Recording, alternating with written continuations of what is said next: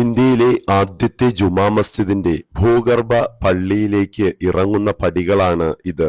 AD 629 Thrissur ജില്ലയിലെ കൊടുങ്ങല്ലൂരിൽ നിർമ്മിച്ച ചേരമാൻ ജുമാ മസ്ജിദിന്റെ പൗരാണിക തനിമ നിലനിർത്തിക്കൊണ്ടാണ് ഈ ഭൂഗർഭ പള്ളി ഇവിടെ നിർമ്മിച്ചിരിക്കുന്നത്. ഒട്ടനവധി പേർ പ്രാർത്ഥനയ്ക്കായി എത്തുന്ന ഇവിടെ 2000-ലേറെ പേരെ ഉൾക്കൊള്ളാൻ പഴയ പള്ളിക്ക് സാധിക്കാതെ വന്നതിനെ തുടർന്ന് ബേസ്മെന്റിൽ പണിത പുതിയ പള്ളിയാണ് ഇത്. നല്ല വായു സഞ്ചാരം ലഭിക്കുന്ന രീതിയിലാണ് ഈ ഭൂഗർഭ പള്ളി നിർമ്മിച്ചിരിക്കുന്നത്.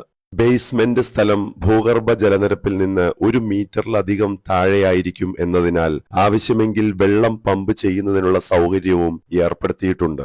ടൈലുകൾ കൊണ്ട് അലങ്കരിക്കുകയും വ്യത്യസ്തമായ ലൈറ്റിംഗ് ഉപയോഗിക്കുകയും ചെയ്തിട്ടുണ്ട്. കേരളീയ വാസ്തുശില്പ മാതൃകയിലാണ് ഭൂഗർഭ മസ്ജിദ് പണിതിട്ടുള്ളത്.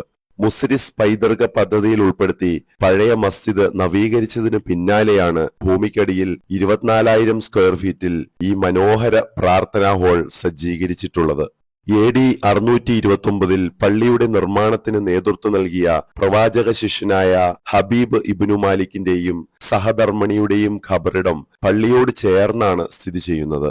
ചേരമാൻ മസ്ജിദിലെത്തുന്നവർ ഇവിടെ സന്ദർശനം നടത്തിയാണ് മടങ്ങാറുള്ളത്. പലതവണ പള്ളിയിൽ നവീകരണ പ്രവർത്തനങ്ങൾ നടത്തിയിട്ടുണ്ടെങ്കിലും പള്ളിയുടെ തനിമയും പൈതൃകവും നിലനിർത്തി പോരുന്നത് ചരിത്രത്തെ സ്നേഹിക്കുന്നവർക്ക് സന്തോഷം നൽകുന്ന കാഴ്ചയാണ്. തുറമുഖ നഗരമായ കൊടുങ്ങല്ലൂരിന്റെ പ്രാധാന്യം കണക്കിലെടുത്തു തുടങ്ങിയ പൈതൃക സംരക്ഷണ പദ്ധതിയാണ് മുസ്രിസ് പൈതൃക സംരക്ഷണ പദ്ധതി. ഈ പദ്ധതിയിൽ ഉൾപ്പെടുത്തി ചേരമാൻ മസ്ജിദ് നവീകരണം പൂർത്തിയാക്കിയതോടെയാണ് പള്ളിയുടെ തനിമയും പ്രൗഢിയും സംരക്ഷിക്കപ്പെട്ടത്.